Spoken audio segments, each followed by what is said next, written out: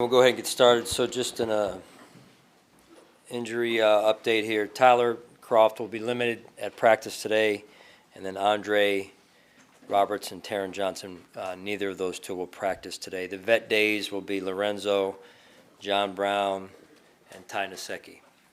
So with that, we'll open up to your questions. What did the test show on Teron's injury, Sean? Yeah, hamstring. So he's day-to-day right now. You use Saran mostly in that role, it looked like. I mean, Kevin Johnson can play that, right? We saw that in training camp. Is that going to be if Teron can't play? You just got to figure it's a mix and match situation on the inside there? Yeah, I mean, we feel confident in the guys that we have in there. Saran did a nice job in there, and then we've got some other pieces that have worked in there over the past as well. So when you watch the video of Saquon Barkley, first of all, what jumps out at you of his talent, and then kind of blending that into your thoughts on ways to defend him? Yeah, I think he's an incredible player. I mean, really, the first time spending any amount of time studying coach's film on Saquon, an incredible player. Strong, fast, lateral quickness, great vision, great balance. Very rarely do you see one guy bring him down. So it'll be a big challenge for us. Sean, who's your number one running back right now? Frank Gore, and then we bring in Devin, and then we bring in TJ. Sean, there was a play in the game against the Jets where it appeared Henry Anderson went low on Josh Allen well after he threw the ball. Have you seen that? Are you aware, and have you brought it to the league's attention at all? Yeah, we've moved on to the Giants. Back to Barkley, too. You faced a pretty good guy right off the bat in Le'Veon Bell, but different types of challenges just because of their style, Sean? Yeah, I mean, Le'Veon, good back, but with Saquon, both are elite backs. Both are terrific challenges from a defensive standpoint. They can control the game. They can control the flow of the game. This is a really good football team. The game got away from them last week, and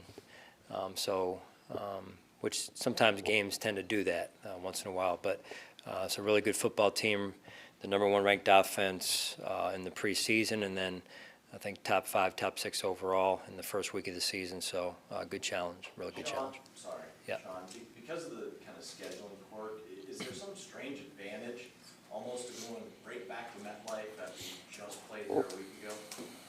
You know the lay of the land, I guess. The guys were just there. Yeah, I don't know. That's for you guys to write about, talk about. We're just trying to win a game. Is there a difference between a featured back and a number one back? And if so, is Frank Gore also your featured back? Now we're getting in the weeds here a little bit, Jerry. So last week I know I disappointed you with my answer. I said I know last week I disappointed you with my answer. Featured back, number one back. How about just running back? Does that work? Just running back. So Frank Gore is not your featured back, but He's one of our running backs. So you're dodging the question. No, I'm saying he's one of our running backs. You could send a running back out for the first 2 carries and call him your number one back, and then another guy carry 15 times. So there is a difference then. Yeah, I'm just trying to win games. Whoever helps us win games, that's who our featured back is, I guess, right? I'm trying to put it in your terms. Okay. Sean, is Frank Gore? We got 2 weeks in a row going, Jerry, here. Is Gore number one on the depth chart, just out of, maybe out of respect for what he's accomplished? Somebody's got to be number one on the depth chart. So No, I mean, he's listed at number one. We have a depth chart, so he's listed at number one. And again, it's in no disrespect to Jerry's question or Jerry. It's just we're trying to win games, and whoever Jerry's going to carry the load, whether it's matchup wise or game plan wise or health wise. Sometimes that comes into play as well. So we have a lot of confidence in all 3 of those guys. Devin Singletary, with what he showed, particularly in the second half, enhance the confidence that you have in him. You're watching a rookie in a different way than a 50, however many year veteran Gore. It certainly didn't hurt. But listen, you guys have been to training camp. You've seen some of the things that that our backs have been able to do, that Devin in this case, you know, and to their credit, all of our young players, we had a lot of young players play significant snaps in week 1, and I thought all of them did a nice job, and with certainly room to grow, and that's what this week is about. What do you make of I think you talked about this at training camp, but the instant chemistry that Josh and John Brown have established for, you know, throughout the summer, and then to see it materialize with 120, you know, with what happened Sunday. What do you make of John Brown specifically and how he's been able to adapt to what Josh can do and do what he's done so far? Yeah, you know, John's been at a couple different teams. So what I love about that is John's mental toughness, his resiliency. He's a team-first guy. So he's quick to adapt and adjust his game to the new system in this case. So and then his rapport with Josh really speaks to his unselfishness, his team-first mentality. And I think that really bodes well for that relationship between a wide receiver and a quarterback in terms of the communication. Josh is definitely a weapon when he runs the football. He has a style that he runs the football with, and it gets him first down, touchdown, whatever. Would you still prefer at times he slide more, or are you okay with the style that he runs the football with? No, I think, you know, that's one of those deals when you're in the you know, kind of in the pilot seat, you've got to do what you feel is right for the situation and the angles. I think just to say, hey, go out there and lower your shoulder 100% of the time is wrong, and I would say to go out there and slide 100% of the time is wrong, because there's just so many. He's in the driver's seat. Like I said, there's just so many different situations, and you know, he knows the importance of protecting himself, and he also understands he's got good awareness and instincts as far as that goes as well. So. Sean, I don't think we heard Tre'Davious White name mentioned very often. They didn't target him. I mean, can you just kind of speak to where his game is right now, especially already this early in the season? Yeah, you know, he's got a big challenge ahead of him this week, like our secondary as a whole does. I think he continues to improve, which is fun to watch. You know, he's a young man that challenges himself week to week and continues to grow and improve week to week. And you know, there's been times where he's had like all of us, a mistake in there, but he comes back, he hits the reset button, he gets right back on it, which is that's fun to watch. I know he's not hasn't like been in the Pro Bowl, stuff like that, but does it seem like people are very aware of who he is now when you face opponents, that they have to know where Tre'Davious White is on the field? Yeah, I mean, Sean, that's a good question probably for Pat this week. Sean, assuming Antonio Brown's eligible to play for the Patriots, what does his addition to this division mean, in your opinion? Antonio Brown? With all due respect to your question, I'm not even worried about that right now. I mean, great player, but we've got a big challenge right now with the Giants on our hands. John, rewatching the game, looking at the running game, it looked like Lee Smith did exactly what you decided him to do. Like, there was at least 2 runs of Devin's where he really had a key block. Yeah. When you watched it back, did you see that happening? Yeah, no, you're right. He's an instrumental piece in terms of what we're doing. He's a big time leader and connector of my message to the locker room. You know, coming here and then being around a few years and then having a chance with Lee coming free this past off season when he was cut by the Raiders. The people that spoke about Lee in terms of his DNA, his leadership, his toughness, leadership in the locker room, leadership on the field.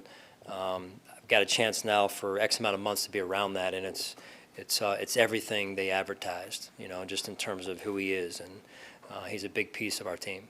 This will be the first time you and Pat Shermer, I believe, have faced each other as head coaches, but you certainly have history with him. Yeah. What are some of the thoughts that you have when you think of Pat and what he brings to you? Yeah, really good coach, really good person, and a really good coach. You know, I was fortunate at a young age to be around a group of really good coaches under Andy Reid, and whether it was Pat in this case, Brad Childress, Rod Dowhower on the offensive side. You know, you go on the defensive side, Jim Johnson, Ron Rivera, Steve Spagnuolo, all those guys that have, Leslie Frazier, gone on to become head coaches. It's been well deserved, and I learned as a young coach just by watching those guys and listening, and so we have a lot of respect. I have a lot of respect for Pat. Sean, what do you make of an offense that produced 6 plays of the top 20 yards? Something you really struggled at doing, especially at the start of last season, and given all the new faces that you have, to get that, how encouraging might that be, and what are your impressions of that?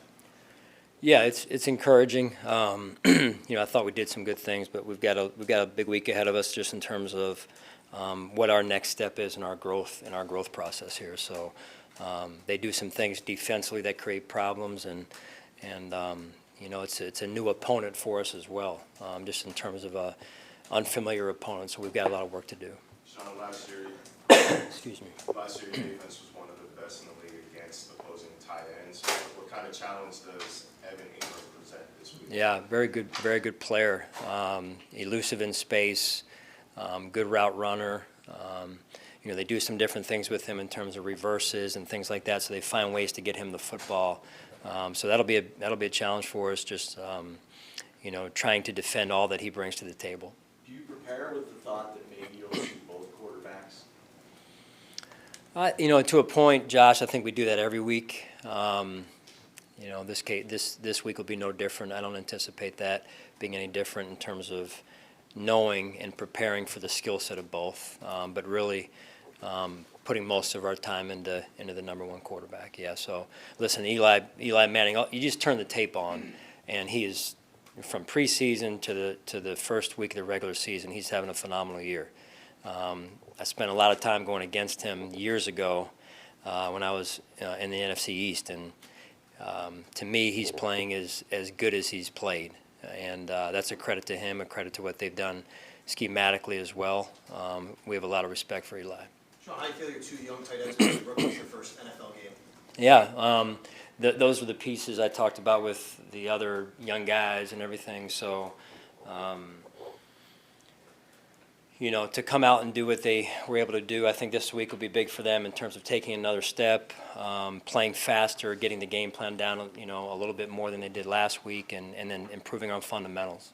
Sean, when you're preparing for a generational kind of back like Saquon who can do so much, you obviously always emphasize tackling, but how much more do you kind of drill that point home going against guys? Yeah, that's a fair question. I would like to believe we stress fundamentals as much as anyone. That said, we have to improve our fundamentals from week 1 to week 2, tackling being a big part of it. So we'll continue to work our fundamentals around the game, and it'll be a big part of what we do and determine a lot of our or how games go for us, really.